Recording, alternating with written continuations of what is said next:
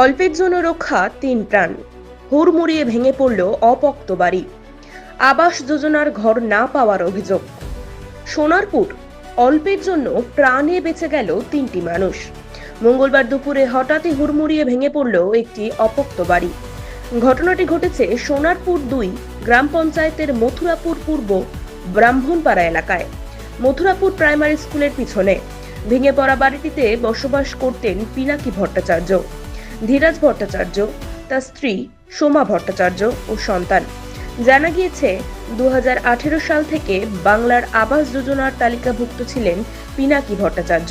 কিছুদিন আগে সরকারি কর্মচারীদের দ্বারা বাড়ি পরিদর্শনের পর অজ্ঞাত কারণে তার নাম তালিকা থেকে বাতিল হয়ে যায় বলে অভিযোগ।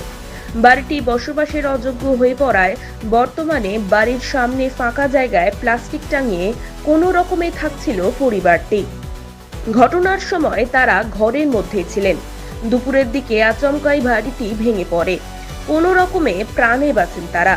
সোমা ভট্টাচার্য জানান, ভাড়া দেওয়ার সামর্থ্য নেই বলেই আপাতত অন্যের বাড়িতে আশ্রয় নিতে হচ্ছে। অন্যের বাড়িতে কাজ করে সংসার চলে, কাজ না পেলে খাবারও জোটে না।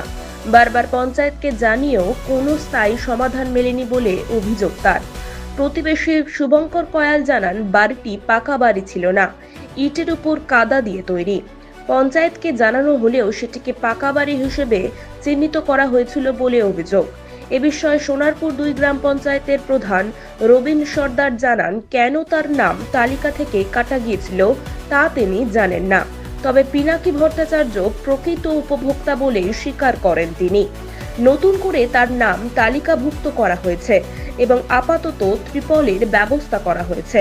স্থায়ী সমাধানের জন্য প্রয়োজনীয় পদক্ষেপ নেওয়ার আশ্বাস দিয়েছেন তিনি। উল্লেখ্য, ঘটনাচক্রে আজই বাংলার বাড়ি প্রকল্পে উপভোক্তাদের হাতে বাড়ি তৈরির চেক তুলে দেওয়া হবে। সিঙ্গুর থেকে এই প্রকল্পের উদ্বোধন করবেন রাজ্যের মুখ্যমন্ত্রী মমতা বন্দ্যোপাধ্যায়। সোনারপুর ব্লক সহ প্রতিটি গ্রাম পঞ্চায়েতেও এই উপলক্ষে অনুষ্ঠান অনুষ্ঠিত হবে। হয়েছিল এখানে এই ঘরটা দুর্বল ছিল। ঘরটা আদৌ ইটের বাড়ি না, পাকা বাড়ি না, ইটের উপরে কাদা দিয়ে তৈরি। একটা সাইড খারাপ ছিল, তার কারণে দুপুরবেলা গতকাল ভেঙে পড়ে যায় বাড়িটা। তাই এরা সত্যিকারের যোগ্য ঘর পাওয়ার, কিন্তু এরা পঞ্চায়েতে অনেকবার বলার সত্ত্বেও পঞ্চায়েত এসে দেখেছে, দেখার পরে এই বাড়িটাকে পাকা বাড়ি হিসেবে চিহ্নিত করেছে। এরাতেও এটা পাকা বাড়ি নয়। এরা যদি ঘর পায় এরা উপকৃত হবে, এটা আমরা প্রতিবেশী হিসেবে চাই যাতে ঘরটা উনি পাক। কি নাম আপনার? আমার নাম শুভঙ্কর কয়াল। স্থানীয় বাসিন্দা? হ্যাঁ, স্থানীয় বাসিন্দা। ঘরে ছিলাম, ঘরটা এমনি দুর্বল ছিল, আর সেই কারণেই ঘরটা পড়ে গেছে। আর এখন থাকার কোনো ঘর তো নেই, লোকের জায়গায় ভাড়া নিয়ে আছে আর কি।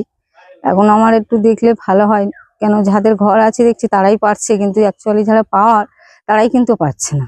পঞ্চায়েতকে জানিয়েছেন? পঞ্চায়েতকে অনেকবার জানিয়েছি, ঘর এসেছিল, সেই ঘর আমার পাকা বাড়ি বলে রিজেক্ট করেছে।